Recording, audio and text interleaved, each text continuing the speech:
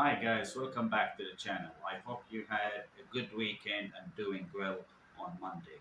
Very good to see you. I want to share a quick update about what reports and news came on the weekend in regards to Chelsea news. Before I start the topic, guys, just go ahead and make sure you give me a like and subscribe to the channel if you're new, and a like if you're enjoying the video. Thank you so much. That would be highly appreciated.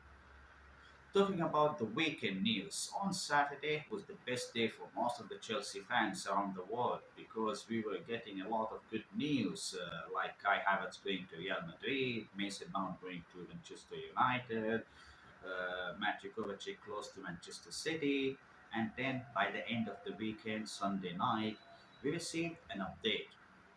Earlier, Chelsea were trying to get a defensive midfielder from Sporting Lisbon, Manuel Ugarte. If I'm not wrong, I hope I pronounced the name correctly. And Chelsea were trying to compete with PSG to get the player. PSG offered him 5 million euros a season, and Chelsea were offering 3.5 million euros a season, and that was the second or improved wages that were offered by Chelsea.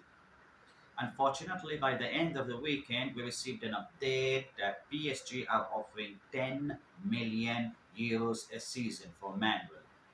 And that's where Chelsea stopped.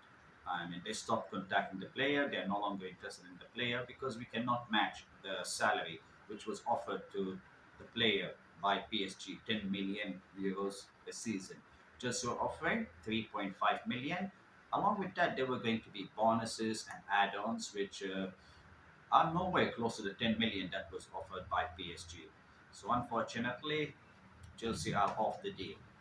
Let me know, guys, what do you think? Is it sad that Chelsea could not resolve the midfield issue by getting Manuel Ugarte? Or do you think it's good that we did not get the player who was about to come to Chelsea? Anyway, my opinion, let me go ahead and tell you that yes, Chelsea joined the race only after PSG were involved or trying to get the player.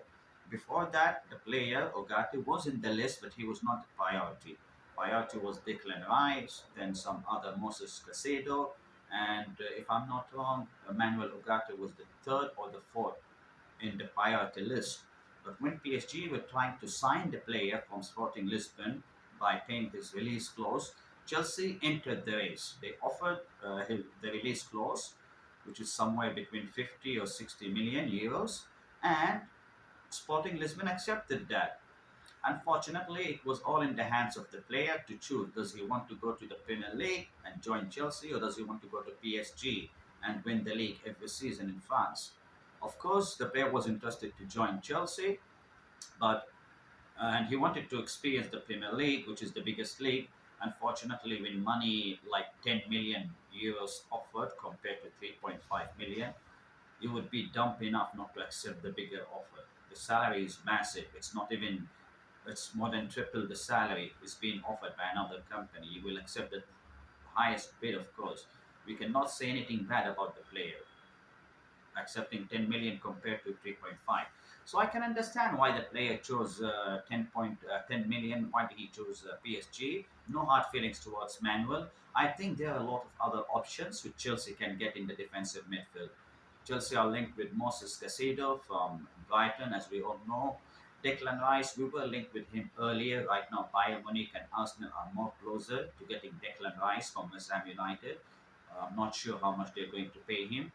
And other defensive midfielders from Southampton, Labia, Chelsea are linked with him. And if we can get him, that would be a fantastic defensive midfielder from Southampton. Yes, his form was going down at the beginning of at the end of the season, but that happens. If you're a 19-year-old player playing in the Premier League and having a good season, it can happen that by the end of the season you will lose your form. What I'm trying to say is, yes, it's sad we could not get Ogate from Sporting Lisbon to Chelsea, but I'm sure there will be other options as long as Chelsea are looking for alternatives, for other options to buy as a central defensive midfielder. So Enzo Fernandez can play a little bit up forward and create chances, help the attacking play much more, and get involved less in the defensive job.